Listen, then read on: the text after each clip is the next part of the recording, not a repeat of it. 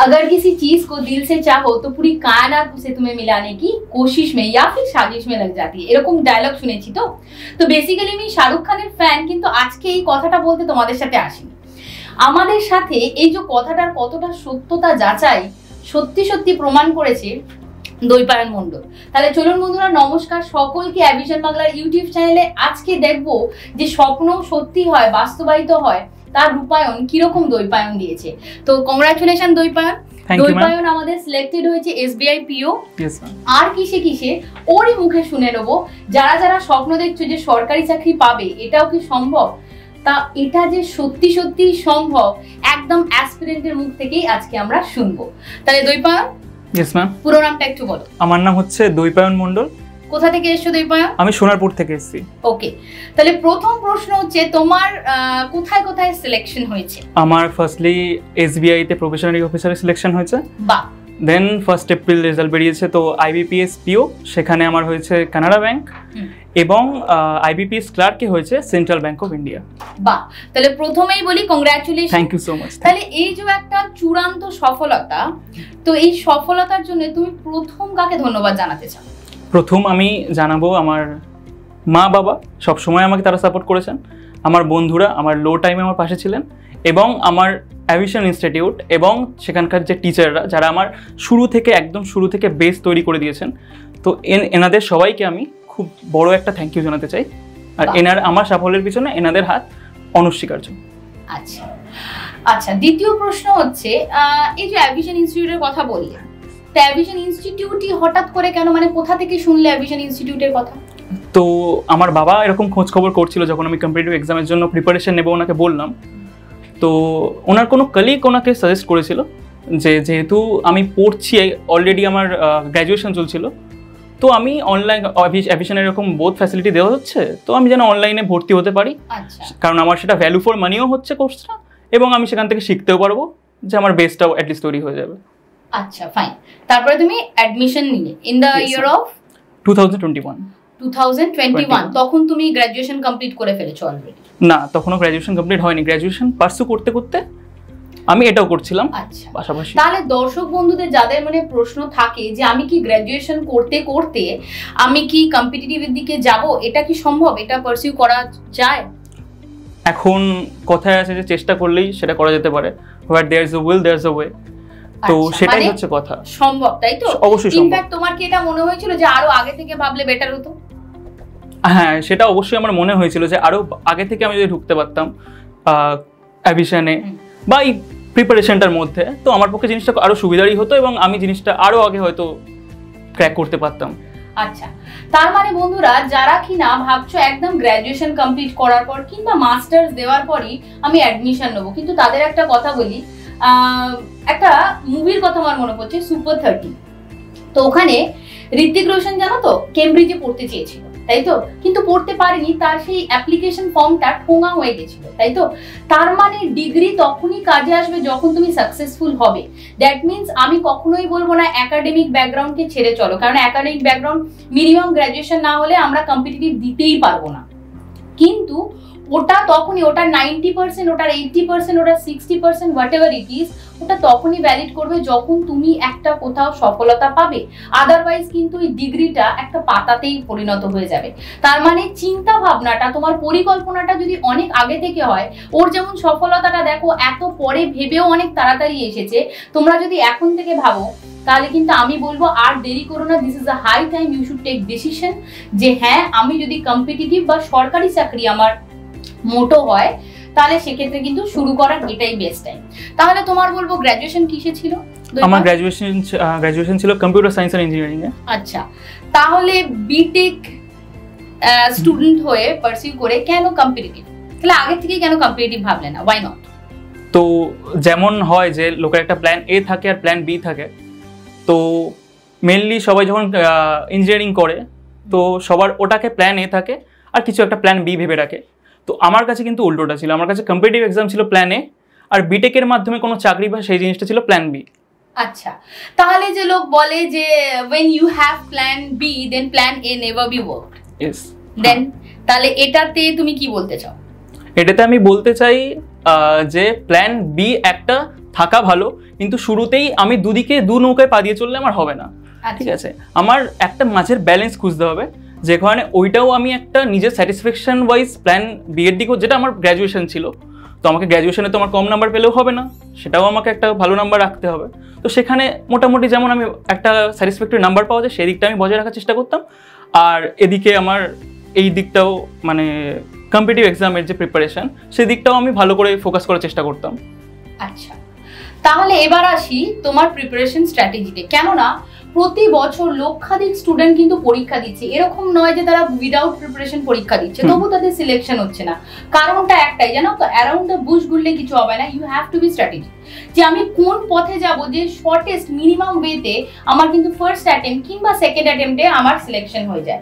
তাহলে সেই স্ট্র্যাটেজিটাই আমি জানতে চাইবো দ্বৈপায়ন, যে there is a fine line between successful and unsuccessful.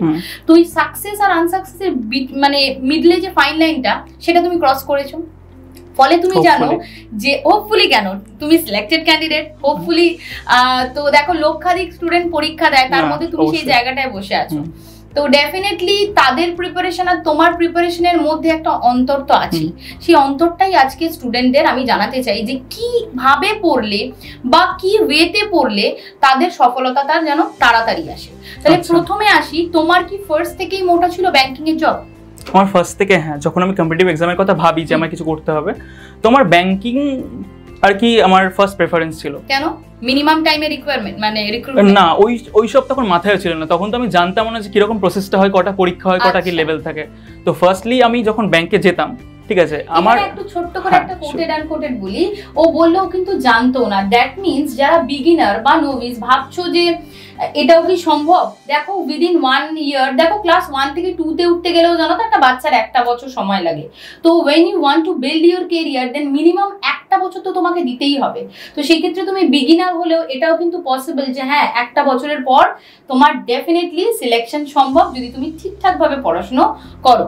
তো তুমি 2021-এ ভর্তি হয়েছিলে, তাই তো? তাহলে পরীক্ষা দেওয়া কবে থেকে শুরু করো? পরীক্ষা আমি আমার গ্র্যাজুয়েশন যখন শেষ হয়, আমি এলিজিবল হই পরীক্ষাগুলো দেওয়ার জন্য। 2022 থেকে আমি পরীক্ষাটা দেওয়া শুরু করি। আচ্ছা, তো কি কি এক্সাম দিয়েছিলে দ্বৈপায়ন? আমি দিয়েছিলাম ফার্স্ট ইয়ারে সব কটা ব্যাংকের পরীক্ষা, যেমন গ্রামীণ ব্যাংকের ক্লার্ক পিও, এসবিআই এর ক্লার্ক পিও, আইবিপিএস এর ক্লার্ক পিও, এবং সাথে আমি, যেহেতু আমার বাবা আবার এসএসসির দিকে একটু ওনার ঝোঁক আছে, তো ওনার কথা মতো আমি এসএসসিটাও দিয়েছিলাম। আচ্ছা, তো 2022-এ যখন এই সমস্ত পরীক্ষাগুলো দাও, তখন সমস্ত পরীক্ষার রেজাল্ট কি ছিল? সমস্ত পরীক্ষার রেজাল্ট তো আমি প্রথম যে পরীক্ষাটা দিয়েছিলাম, তো সেটা থেকে আমি পরীক্ষা হল থেকে বেরিয়ে আমি জানতাম যে আমার ওটা হওয়া সম্ভব নয়, কারণ ফার্স্ট এক্সপিরিয়েন্সটা মানে অন্যরকম ছিল। আমি একটা জিনিস ভেবে গেছিলাম, আমি সেখানে গিয়ে একটা জিনিস এক্সিকিউট করব, সেটা হয়ে ওঠে না। কারণ ফার্স্টলি প্রচুর চাপ থাকে, সবাই একরকম পেসে করছে, মাঝে মাঝে একটু এদিক ওদিক দেখতে হয় যে কে কী করছে, আমি কীরকম জায়গায় আছি, ঠিক আছে, আমি বসে আছি একটা জিনিস ভাবছি, প্লাস সব জায়গায় সিস্টেমটাও খুব প্রপার থাকে না, যে কারণে হয়তো ফার্স্ট অ্যাটেম্পটে যেটা ভেবে আসি সেটা হয়ে ওঠে না, কিন্তু ওইখানে ভেঙে পড়লে হয়ে গেল, হবে না সেটা করলে। তো আমার আইবিপিএস গ্রামীণ ব্যাংকের ক্লার্কে হয়নি, গ্রামীণ ব্যাংকের পিওতে হয়নি, ইভেন আমার আইবিপিএস এর ক্লার্কে যখন আমি পরীক্ষাটা দিয়ে বেরিয়েছিলাম প্রিলিমস, আমি ভেবেছিলাম আমার ক্লিয়ার হয়ে যাবে, আমি সেই ওয়াইজ কারেন্ট অ্যাফেয়ার্স পড়া শুরু করে দিয়েছিলাম, কিন্তু যেদিন রেজাল্টটা বেরোলো মানে পুরোই ডিসঅ্যাপয়েন্টেড হয়ে গেছিলাম। আচ্ছা, তার মানে 2022-এ তুমি এক্সাম দাও IBPS RRB PO, IBPS RRB clerk, IBPS clerk, SBI clerk, এই সমস্ত পরীক্ষায় তোমার যখন রেজাল্ট আসে 0 মানে নীল, এখানে দেখো একটাই কথা, ইদার ইউ ক্র্যাকড অথবা তুমি পাস করনি, তাই তো? তো সেক্ষেত্রে যখন তুমি অসফলতাগুলোকে দেখেছো, তখন তোমার মনে হয়নি যে ব্যাপারটাকে ছেড়ে দিই, গিভ আপ করে দিই? আমার না, এইখানে একটা কথা আছে, আমার হুট করে আপনি জিজ্ঞেস করলেন বলে মনে পড়ে গেল। তো যেদিন আইবিপিএস ক্লার্কের রেজাল্ট বেরোয় প্রিলিমসের, তো আমি ভেবেছিলাম তো হয়ে যাবে, কিন্তু হয়নি। সেই দিনই হুট করে আমার ঘুম তো ভেঙে গেছিলো, ঠিক আছে, দুপুরে একটু ঘুমানোর অভ্যাস আছে, সেটা ভেঙে যায়, প্লাস আমি সঙ্গে সঙ্গে আইবিপিএস পিওর মক দিতে বসে শুরু করে দিই সেই দিনই, তার ঠিক 1 ঘন্টা পরেই। আমার বাবা সেই দিন এসে বলেছিল, আমার মনে আছে, যে ক্লার্কটা তো হলো না, পিওটা কি করে হবে? কিন্তু সেই পিওর আইবিপিএস পিওর সেই প্রথম বছর আমি ইন্টারভিউ অবধি গেছিলাম। আচ্ছা, তাহলে ওই পরীক্ষাগুলো হয়নি আর আইবিপিএস পিওটা হলো, তাহলে কি স্ট্র্যাটেজির ডিফারেন্স ছিল সেটা যদি একটু কাইন্ডলি শেয়ার করো। স্ট্র্যাটেজি ডিফারেন্স বলতে ফার্স্টলি আমরা প্রিলিমসটা বলো, কেন না এটা তো থ্রিটা, মানে প্রিলিমস, মেন্স আর ইন্টারভিউ। যদি কেউ পিওর জন্য দেয় বা ক্লার্কের তোমার ইন্টারভিউ থাকে না, তাহলে প্রিলিমিনারিটা হচ্ছে, তো আমরা প্রত্যেকে জানি এলিমিনেশন প্রসিডিউর, কেননা এত স্টুডেন্টরা দেয়, ফর্ম ফিল করে, ওখানটাতেই ছাটকাট করে। তাহলে প্রিলিমিনারিটা তুমি কিভাবে ক্লিয়ার করছো?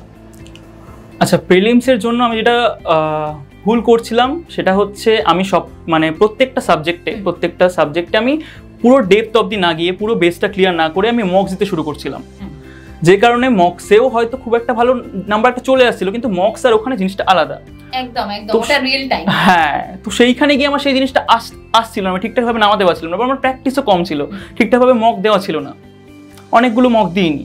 তো যে কারণে আমি সেই জিনিসটাকে চেঞ্জ করি, আমি আরো মক দেওয়া শুরু করি, মকগুলোকে ভালো করে অ্যানালাইজ করা শুরু করি, ঠিক আছে। আর যে ক্ষেত্রে পরের কোনো যখন একই কোশ্চেন আসছিল, তো আমি সেটা ঝপ করে নামিয়ে দিতে পারছিলাম, এইখানে একটা চেঞ্জ ছিল। আর মানে first you should clear your basics. একদম। তার মানে এই মুহূর্তে পরীক্ষা, সেই মুহূর্তেই বসে গেলাম মক দিলাম, সেটা না, কেননা সেটা ইনিশিয়ালি হয়তো তোমায় প্রিলিমিনারি ক্র্যাক করাতে সাহায্য করবেও, but that the time of mains, যেখানে কিন্তু বেসিক চেক করে নেয় যে তোমার ভেতরে আছে। প্রথমটা তো হচ্ছে তোমার স্পিড, তাই তো সেক্ষেত্রে বেসিকটা তুমি ক্লিয়ার করেছো। আচ্ছা, প্রথম প্রশ্ন, দিনে ক ঘন্টা পড়তে? যেটা একদম একটা মিথ টাইপ কোশ্চেন, কেননা প্রত্যেকের এলিজিবিলিটি বা এফিসিয়েন্সি আলাদা হয়, সেই অনুযায়ী তবুও এটা একটা কমন কোশ্চেন থাকে যে ক ঘন্টা তুমি দিনে পড়ো। হ্যাঁ, এটা হচ্ছে মানে আমি একদম কারোর জন্য আমি বলবো, ইন্টারভিউ আমার হচ্ছে সবকিছু, কিন্তু আমি আমার রুটিনটা একদম আইডিয়াল রুটিন নয়, আমার ঘুমের রুটিন থেকে শুরু করে সবকিছু একদম গন্ডগোলে।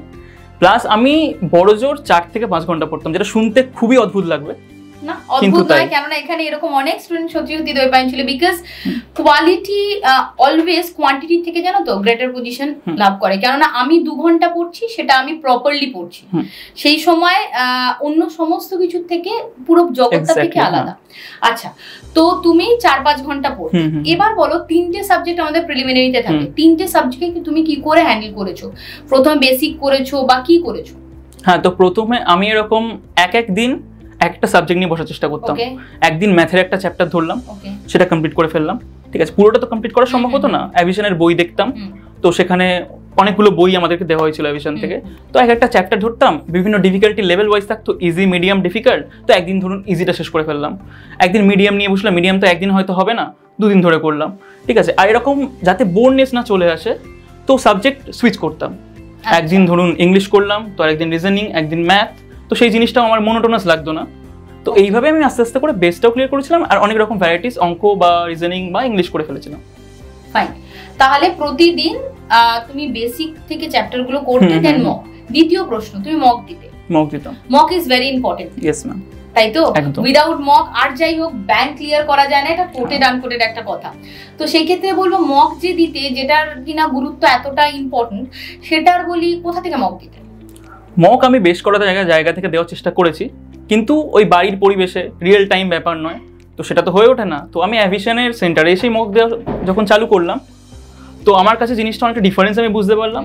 সবার সাথে বসে যখন মক দিতাম, রিয়েল টাইমে মক দিতাম, ঠিক আছে, টাইমের মধ্যে শেষ করা, বা ওই জিনিসগুলো আমাকে খুব হেল্প করেছে পরবর্তী আমার এক্সামগুলো ক্র্যাক করার জন্য। তার মানে বন্ধুরা, যারা ভাবছো যে মক, দেখো একদম সত্যি কথা বলি, যাদের সামর্থ্য আছে তাদের জন্য ঠিক আছে। ধরো যারা কিনা ভাবছো মক কোথা থেকে দেবো, প্রথমত এখানে তুমি অনলাইন কিংবা অফলাইন সমস্ত মকই পাবে।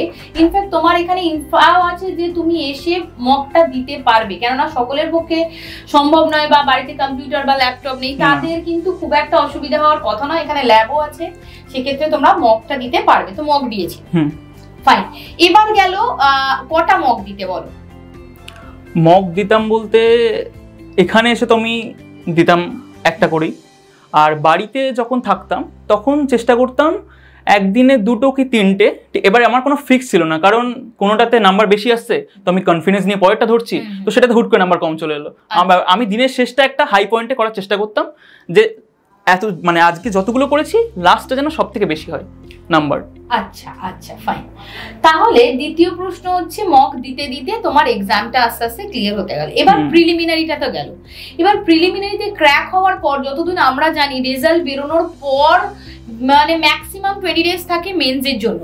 তাহলে কি তুমি প্রিলিমিনারি দিয়েই মেন্সের জন্য পড়া শুরু করেছিলে, নাকি প্রিলিমিনারি রেজাল্টের পর তুমি শুরু করলে মেন্সের পড়া? না, এইখানে প্রথম দিকে আমার গন্ডগোলটা এটা একটা হতো যে আমি প্রিলিমসের রেজাল্টের জন্য অপেক্ষা করতাম, যেটা একদমই করা উচিত নয়। একদমই করা উচিত, কারণ ফার্স্টলি যদিও ম্যাথ বা রিজনিং কোনোভাবে বেস ক্লিয়ার থাকলে হয়েও যায়, কারেন্ট অ্যাফেয়ার্স কোনোদিন সম্ভব নয় ওই টাইমের মধ্যে শেষ করা। এখন তো অ্যাটলিস্ট কোনো পরীক্ষা 6 মাসের কারেন্ট অ্যাফেয়ার্স আসছে, কোনোটায় 3 মাসের, তো আমি জানি না কত মাসের আসবে। তো মোটামুটি সেফ কতটা মাস তুমি বলতে চাইছো যে একটা স্টুডেন্ট যেদিন পরীক্ষা তার থেকে কত মাসের কারেন্ট অ্যাফেয়ার্স পড়লে একদম সেফ জোনে থাকবে? আই উইল বি অনেস্ট, 6 মাস পড়লে সেফ জোনে থাকবে। কিন্তু এখন ট্রেন্ড দেখা যাচ্ছে যে লাস্ট 3 মাসের মধ্যেও একটা ফেয়ার নাম্বার কভার করা যায় লাস্ট 3 মাস পড়লে। তো এই কারেন্ট অ্যাফেয়ার্স এর প্রিপারেশনটা তুমি কেমন ভাবে নিয়েছিলে? কারণ কারেন্ট অ্যাফেয়ার্স এ যে ইউজি, তাই তো, তো সেইখানে কিভাবে পড়লে? কারেন্ট অ্যাফেয়ার্স তো ফার্স্টলি কিছু পত্রিকা কিনতাম এদিক ওদিক থেকে, আর প্রায় অ্যাভিশন থেকে আমাদের একটা গ্রুপ ছিল, তো সেইখানে প্রায় আমাদের অনলাইন যে পত্রিকা টাইপের হয়, তো সেটার ডিজিটাল ভার্সনটা আমাদের কাছে চলে যেত, তো যে কারণে খুব একটা সমস্যা হতো না। তো ওখান থেকে তোমরা কমন পেয়েছো তো? হ্যাঁ, অবশ্যই অবশ্যই। তো তার মানে দেখো, খবর কিন্তু প্রতিদিন প্রচুর খবর, তাই তো, কিন্তু কোন খবরটা পরীক্ষায় আসবে এটা কিন্তু একটা বড় প্রশ্ন। তাহলে সেই জায়গায় একদম তোমার কি করতে হবে, একদম শর্ট লিস্ট করে দেওয়া হয় অ্যাভিশনের, এই যে বললো ডিজিটাল মাধ্যম দিয়ে, সেইটা পড়লে মোটামুটি, আমি বলবো না 100%, তাহলে ক্যামেরার সামনে মিথ্যে কথা বলা হবে, তাই তো, তাহলে সেক্ষেত্রে বলবো 60 to 70% কিন্তু তোমার কভার আপ হয়ে যাবে।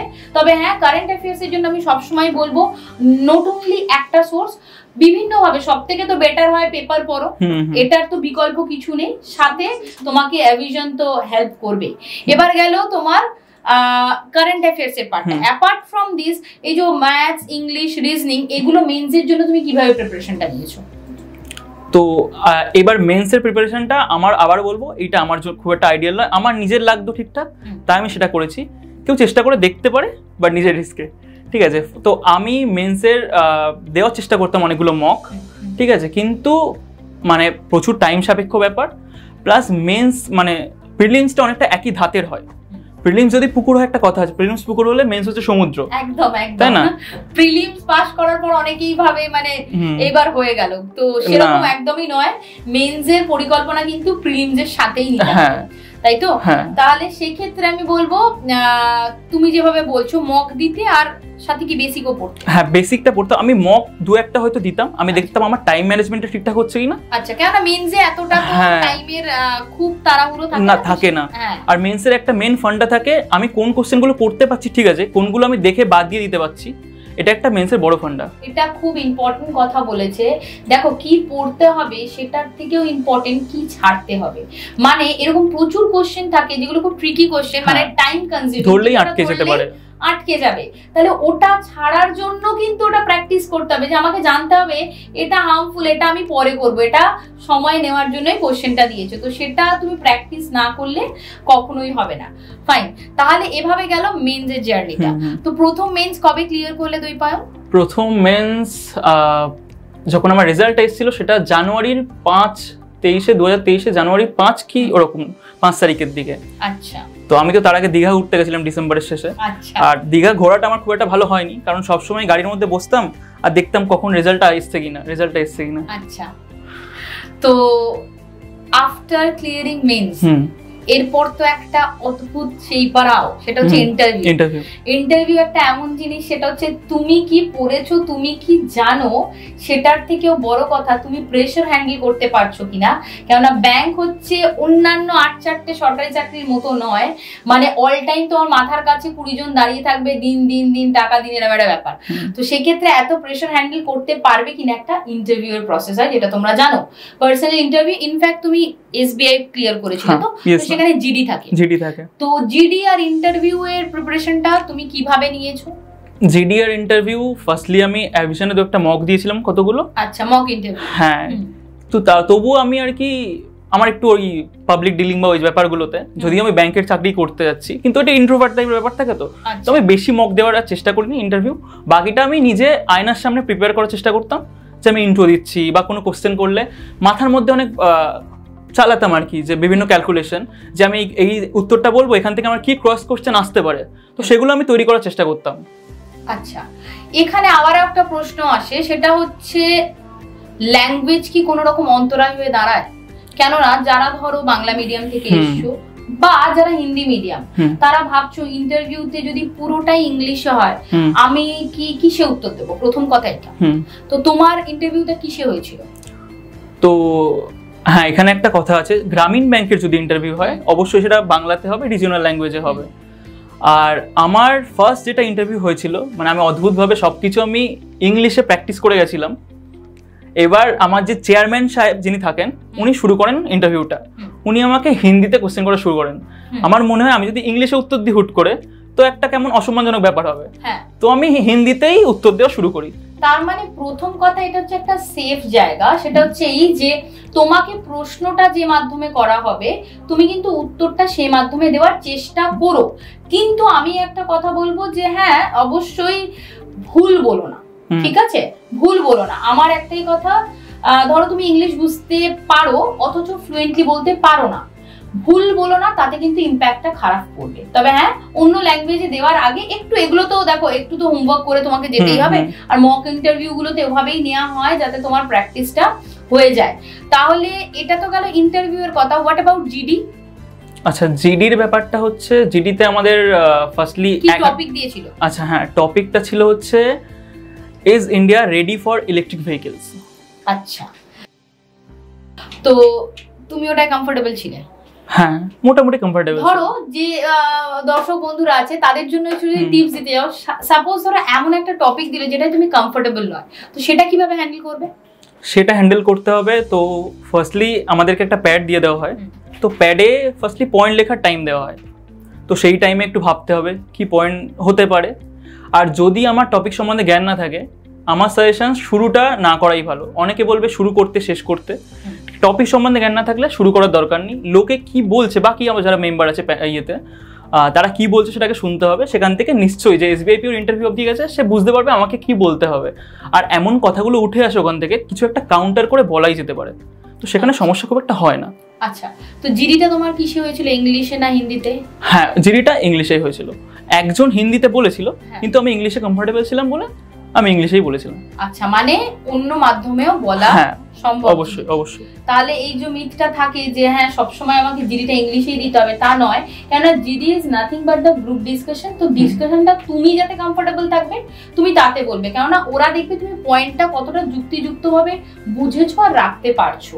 তাহলে সেটাই তুমি যে মাধ্যমে কমফোর্টেবল সেটা দেওয়াটা অনেক বেশি সুবিধাজনক। সাথে একটা কথা বলবো আবারও, যে তোমাকে ওই জায়গাটার এনভায়রনমেন্ট বুঝে কিন্তু সমস্তটাই ডিসিশন নিতে হবে, একদম ওই টাইমে বসে, তাই তো? তাহলে এবার জিডি আর পিআই হয়ে গেল। আচ্ছা, পিআই এ যে সমস্ত কোশ্চেন গুলো দিয়েছিল সেগুলো কি ব্যাংকিং এর স্ট্যাটিক ঘেঁষা?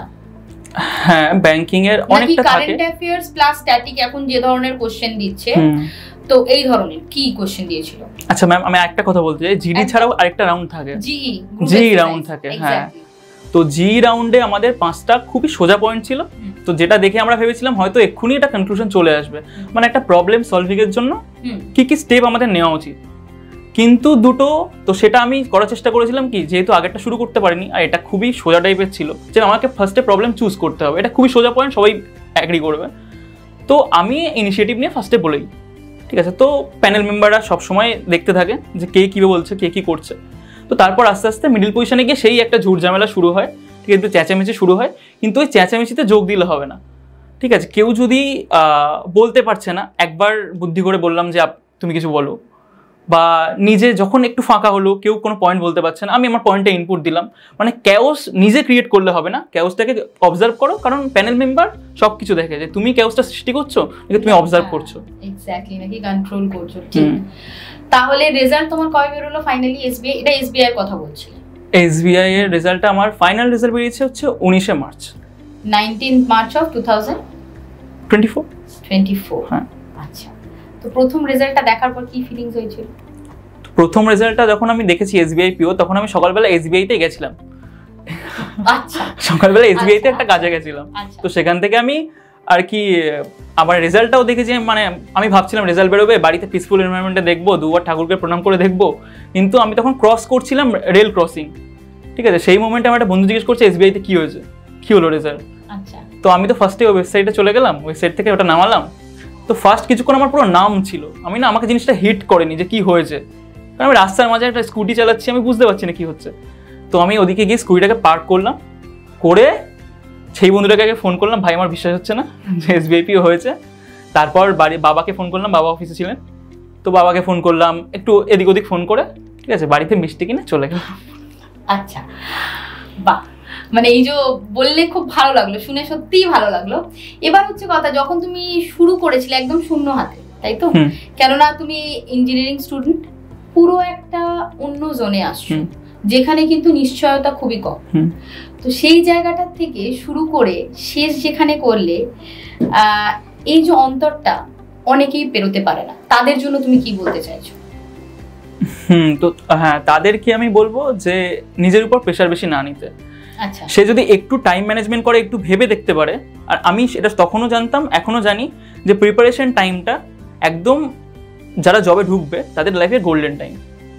প্রিপারেশনের সময় ভালো করে প্রিপারেশনও নেওয়া যায়, আর ঠিকঠাক টাইম ম্যানেজমেন্ট করলে ঠিক বন্ধুদের সাথে মজাও করা যায়, ঘুরে বেড়ানোও যায়, সব কিছু ঠিকভাবে ম্যানেজ করা যায়। তো আমি বলবো মেন্টাল যে পিসটা বা মেন্টাল যে হেলথটা, সেটাকে সবসময় বজায় রাখার জন্য, যে নিজের উপর খুব প্রেশার দিয়ে আমি 8 ঘন্টা পড়বো, 12 ঘন্টা পড়বো, এটা করলে আমার হয়তো ধরো আমি ঘুরতে গেলাম, সারাদিন পর গিল্ট হলো যে আমি এখানে পড়তে পারিনি, ঠিক আছে, সবসময় সেটা দরকার নেই। আনলেস কি একদিন যেটা টার্গেট করেছি সেটা আমার 3-4 দিনও হচ্ছে না, অত চাপ নেওয়ার দরকার নেই, এনজয় দ্য প্রসেস, এটাই হচ্ছে মেন ফান্ডা। আচ্ছা, তার মানে আর একটা যেটা প্রশ্ন হয় সেটা হচ্ছে, কম্পিটিটিভ এক্সাম যখন তুমি প্রিপারেশনটা নিচ্ছ, সেই সময় সোশ্যাল মিডিয়া কি করা যেতে পারে? সোশ্যাল মিডিয়া, হ্যাঁ অবশ্যই করা যেতে পারে। আমার তো সোশ্যাল মিডিয়া ইনস্টাগ্রামও আছে, ফেসবুকও আছে, তারপরে আমি তো একটা টাইমে র্যাপও করতাম, এই প্রিপারেশনের জন্য ছেড়ে দিতে হয়েছিল, কিন্তু আমি সবসময় ইউটিউবেও থাকতাম। ইভেন আমার রাতের টাইমটা আমার তো ইউটিউব দেখেই কাটতো, কারণ সারাদিন মাথায় এত স্ট্রেস হয়ে যেত, একটা অ্যাংজাইটি সবসময় কাজ করে, কোনো মানে অস্বীকার করার জায়গা নেই। সারাদিন পর ইউটিউব দেখতাম, এগুলো নিয়ে অত ভাবলে হয় না আর কি। তো নিজের জন্য যেটা দরকার, দিনে যেন পরের দিন সকালে উঠে আমার মনটা রিফ্রেশ থাকে, এবার আমি সবকিছু আবার নতুন করে শুরু করতে পারি। টাইম ম্যানেজমেন্টটা খুব ইম্পর্টেন্ট, খুব ইম্পর্টেন্ট। হ্যাঁ, সবকিছুই করো কিন্তু কোনো কিছুতে বয়ে যেও, ঠিক আছে? তোমাকে জানতে হবে কোথায় থামতে হয়, তাহলে সেটা করতে যদি পারো তাহলে সমস্ত কিছুই করো, সমস্ত প্রসেসের মধ্যেই থেকো। বাট যদি কেউ থামতে না জানো, সেক্ষেত্রে আমি বলবো একটু কন্ট্রোল করো, কেননা দেখো প্রত্যেকের তো স্ট্র্যাটেজি আলাদা হয়। সেক্ষেত্রে অনেকেই যেমন থামতে জানে, তাহলে সেক্ষেত্রে কিন্তু সম্ভব। কিন্তু এরকম অনেক স্টুডেন্টের আমি ইন্টারভিউ নিয়েছি যারা কিন্তু পুরো বিরত ছিল সোশ্যাল মিডিয়া থেকে, মানে তারা থামতে জানে না। তো সেক্ষেত্রে তোমাকে জানতে হবে তোমার শরীরে কোন ওষুধটা কাজ করবে, তাই তো? একদম। তার মানে এটা তুমি বলছো না তো যে প্রত্যেককে সোশ্যাল মিডিয়া করলেই হবে, এরকম তো নয়, সবার জন্য আলাদা আলাদা। একদম একদম। তো ফাইনালি তুমি যদি ব্যাপারটাকে জট ডাউন করো, তাহলে এই সাকসেসের মূল মন্ত্র হিসাবে তুমি কি দিতে চাও স্টুডেন্টকে? যে একটা স্টুডেন্ট, ধরো দুরকম স্টুডেন্ট হয়, যারা একদম বিগিনার আর যারা বহু বছর ধরে ট্রাই করছে। এরকম নয় যে পড়ছে না, কিন্তু কোনো না কোনো কারণে একদম ফ্র্যাকশন অফ মার্কসের জন্য হচ্ছে না সিলেকশন। তো তাদের জন্য কি বলতে চাও?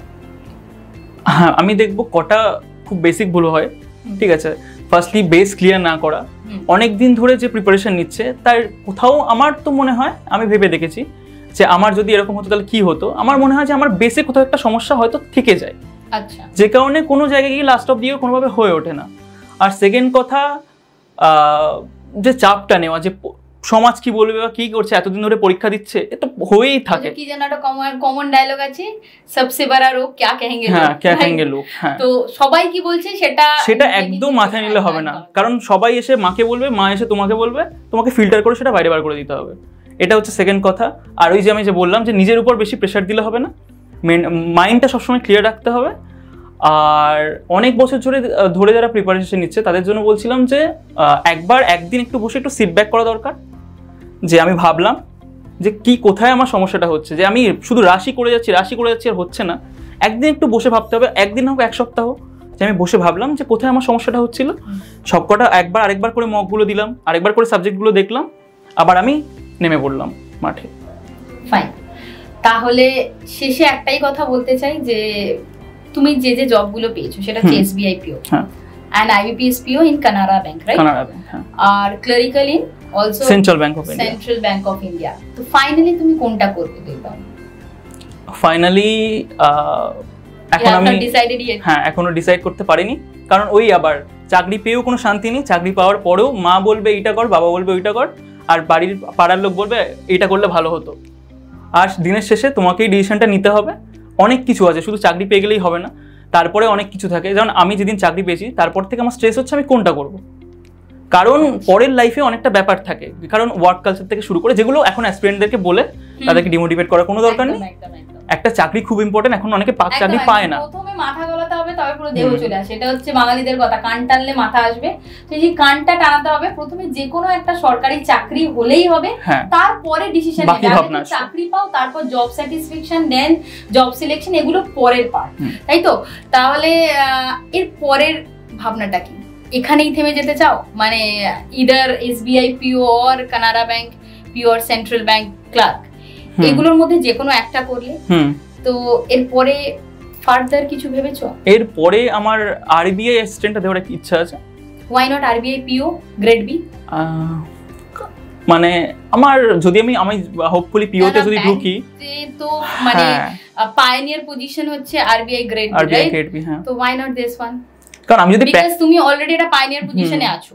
কেননা সকলে এসবিআই পিও স্বপ্ন দেখে, কেননা to be very honest the difference of salary is huge. And মানে যদি আমি এমনি কমার্শিয়াল ব্যাংকগুলো দেখি, তো সেখান থেকে তো সবাই আরবিআই গ্রেড বি ভাবে। Why not? কারণ আমি দেখেছি আমার পার্সোনালি কি দরকার। ফার্স্টলি আমি একটা পিওর চাকরিতে ধরুন ঢুকলাম, তো সেক্ষেত্রে আমি আরবিআই গ্রেড বির জন্য যদি আমাকে প্রিপারেশন নিতেই হয়, অনেকে খালি বসে থেকে আরবিআই গ্রেড বি পাচ্ছে না, আমি একটা পিওর চাকরি করে সেটা পাবো, ঠিক আছে? এটা আমার মনে হয় একটু আমার পক্ষে, আমার যেহেতু আমি বললাম আমি 4-5 ঘন্টা পড়ি, ঠিক আছে, তারপর আমার একটু বন্ধুর সাথে দেখা করতে যেতে হয়, একটু সিরিয়াল ঠিক নয়, মানে একটু ওয়েব সিরিজ দেখতে হয়, হানাতেনা করতে হয়, তো আমার পক্ষে আমি মনে হয় না এত কিছু একসাথে করে উঠতে পারবো। তো তোমার স্যালারি ডিফারেন্সটা কোনো ম্যাটার ফেলবে না, কেননা আরবিআই অ্যাসিস্ট্যান্ট আর এসবিআই পিও অনেকটা হিউজ ডিফারেন্স। তো তোমার কাছে কোনটা বেশি ইম্পর্টেন্ট, ডেজিগনেশন অর মানি? না, আমার কাছে আমি মানে যেটা আমি বারবার ফোকাস করছি যে আমার কাছে মেন্টাল পিসটাই আসল। আচ্ছা, তো আমার যদি একটু কম মাইনে হয়ে যায়, গায়ে তো অবশ্যই লাগবে, ঠিক আছে, কিন্তু আমি একটু লং টার্ম ভাবতে পছন্দ করি। তো যে কারণে আমি যদি প্রমোশন দরকার হয়, আমি আরবিআই থেকে পরে প্রমোশন নিতে পারবো, আমার বয়স তো বেশি হয়নি এখন, তো সেটাই আমি ভেবে রেখেছি আর কি। বাহ, খুব ভালো লাগলো, অনেস্টলি বলছি, তোমার সাথে কথা বলে খুব ভালো লাগলো। তোমার থিঙ্কিং প্রসেস খুব ভালো। তো একটাই কথা বলতে চাই দর্শক বন্ধুরা, তোমরা মানে পুরো ইন্টারভিউটাই শুনলে, তাই তো? বলতে পারো এটি ইন্টারভিউ না, একটা গল্প। কেননা ওই সাকসেসের জার্নিটা এই যে সুন্দরভাবে যে বললো না, এটা কিন্তু অ্যাকচুয়ালি এতটা সুন্দর যায়নি। পাথটা কিন্তু খুবই এবড়ো খেবড়ো, খুবই কষ্ট হয়েছে। 3-4টে করে মক দেওয়া, যতটা বলা ইজি ততটা কিন্তু করা ইজি নয়। কেননা মক দিতে হবে, অ্যানালাইসিস করতে হবে, ভুলটা কোথায় হলো সেটা মাথায় রেখে দ্বিতীয়বার যাতে ভুল না হয়, এই সমস্ত কিছু কিন্তু তোমাকেই করতে হবে। কিন্তু একটাই কথা, তুমি যদি ফাইনালি কোথাও পৌঁছাতে চাও, তোমার রাস্তাটা তো কঠিন হবেই। কেননা যদি স্বপ্ন দেখো তুমি, পূরণ করার দায়িত্বটাও কিন্তু একান্ত তোমার। সেক্ষেত্রে তোমার হয়ে অন্য কেউ করে দেবে না, তাই তো? তো প্রেশার না নিয়ে ইন দ্যাট সেন্স কি হবে, আরে বাবা প্ল্যানিং করছো, ইটস ভেরি ওকে, বাট প্ল্যানিংটা তো এক্সিকিউটও করতে হবে। আমি অমুক জায়গায় যেতে চাই, খুব ভালো কথা। অমুক জায়গায় যেতে গেলে প্রথম কথা কিভাবে যাব, রোড জানতে হবে, টিকিট কাটতে হবে, কবে আমি সিট পাবো, সমস্তটা দেখতে হবে। তো সেক্ষেত্রে আমি আইবিপিএস পিও বা এসবিআই পিও ওর মধ্যে হতে চাইছো, তাহলে এটার যা প্রসেস যদি জানো খুব ভালো, আর যদি না জানো তাহলে আমি কি বলবো, অলওয়েজ কাম টু ভিশন। এই আমি ভিশনের অ্যাড করছি না, বাট দেখো যখনই এই ইন্টারভিউ হয় তখন বুঝি যে এত স্টুডেন্ট যখন পাস করছে, দ্যাট মিনস ডেফিনেটলি তাদের সফলতায় আমি একদম মানে ক্যামেরার সামনেই বলছি, স্টুডেন্টের আর অ্যাভিশনের যদি রেশিও বলি 80:20, ঠিক আছে? তাহলে সেক্ষেত্রে কিন্তু ওই 20%টাও কিন্তু ইম্পর্টেন্ট রোল প্লে করে, তাই তো? অবশ্যই। তাহলে ফাইনালি অ্যাভিশনের জন্য কি বলতে চাও? তুমি তো একটা র্যাপার, তোমার থেকে ফাইনালি ওই অ্যাভিশনের জন্য একটা র্যাপ শুনতে চাই। একদম, আমি জানি তুমি প্রিপারেশন করেছো কি। দেখো, যেটা প্রতিভা জানো তো, ওটার জন্য প্রিপারেশন লাগে না, আমি পছন্দও করি না। একদম হিট মোমেন্টে কি বলতে চাও, কোনো ক্যামেরা অফ হবে না, তুমি একদম অ্যাভিশনের জন্য একটা লাইন বলো। আমি দুটো লাইন বলবো। একদম, come to a vision, this is the selection season. Okay, fine. তো come to a vision, this is the selection season. একদম। তো যদি এই সিজনে সিলেকশন নিতে চাও, প্লিজ কাম টু অ্যাভিশন। কেননা ওই যে একটা কথা আছে না, घड़ी एडवर्टाइज पहले इस्तेमाल करे फिर विश्वास करे। Come to a vision, take the demo classes. কে জানে নেক্সট সিটটা তোমার এখানে পাকা আছে, আর রূপা ম্যামই আবার ইন্টারভিউ নেবে, তাই তো? তাহলে ফাইনালি একটাই কথা বলতে চাই, হেরে যেও না, গিভ আপ করো না যারা ভাবছো শুরু করবে, আর ভেবো না this is a high time you should take decision. একদম সরকারি চাকরিটা পেতেই হবে, কেননা বাবা একটা পরিষ্কার কথা, আমি প্রাইভেটকে ছোট করছি না, but thing is that at the time of pandemic situation you all know what is the situation of privatization, right? তাহলে সেই সময় কিন্তু নিশ্চিন্তভাবে ঘুমিয়েছে যারা ওই গ্রসারি শপ আছে, যাদের মেডিসিন শপ আছে, যারা হচ্ছে সরকারি চাকরি করতো। তাহলে সেই নিশ্চিন্ত, আমি তো বলতে পারবো না আমার প্যান্ডেমিক আসবে না, তাহলে সেক্ষেত্রে যদি রাতের ঘুমটা ঠিকঠাক রাখতে হয়, একদম নিশ্চিন্তভাবে নিজের জীবনটা সিকিউর রাখতে হয়, তাহলে কিন্তু সরকারি চাকরির কথা ভাবতে হবে। আর সরকারি চাকরির কথা যদি ভাবতে চাও তাহলে আমি অন্তত একবার বলবো, একবার এভিশন ঘুরে যেও। আশা করি নেক্সট সিটটা তোমার জন্য পাকা থাকবে। ধন্যবাদ, and thank you so much. Thank you, ma'am.